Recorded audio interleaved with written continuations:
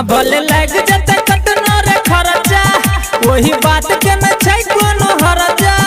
वही बात के न छै कोनो हरजा हाँ भले लग जते कटनो रे खर्चा वही बात के न छै कोनो हरजा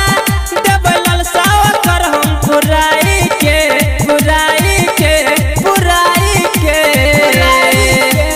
भाई रे भाई जान के देव घर ल जेबे डीजे वाला ट्रॉली पर बैठाई के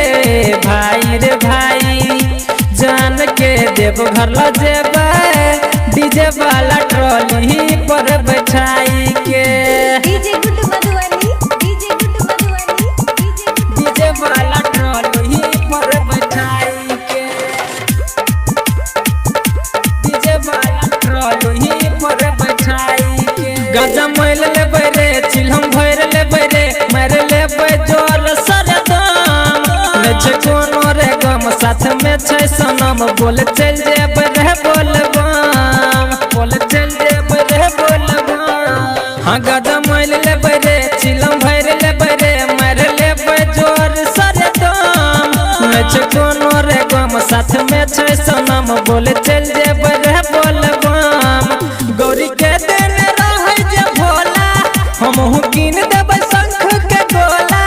देबै भक्तन के रेला देखाई के भाई रे भाई जान के देव घर ल जेबै डीजे वाला ट्रॉली पर बैठाई के भाई रे भाई जान के देव घर ल जेबै डीजे वाला ट्रॉली पर बैठाई के डीजे वाला ट्रॉली पर बैठाई के डीजे वाला ट्रॉली पर बैठाई के ट्रॉली पर बैठाई हाँ जल चढ़ा लेबै रे सिर झुका लेबै रे धह लेबै बाबा के चरनिया मांग लेबै रे साथ जिंदगी भर के हाथ अपन प्राण से प्यारी छरनिया अपन प्राण से प्यारी छरनिया हाँ जल चढ़ा लेबै रे सिर झुका लेबै रे धह लेबै बाबा के चरनिया मांग लेबै रे साथ जिंदगी भर के हाथ अपन प्राण से प्यारी छरनिया राइटर संतोष हाली रे कहे ज्ञान यादव साथ में रहे देबै भजन हम ओकरा सुनाई के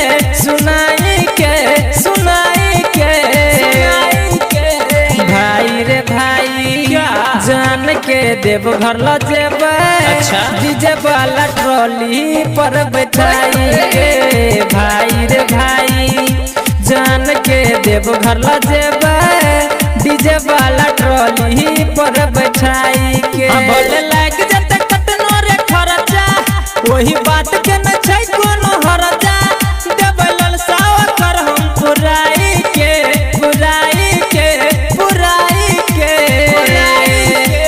भाई रे भाई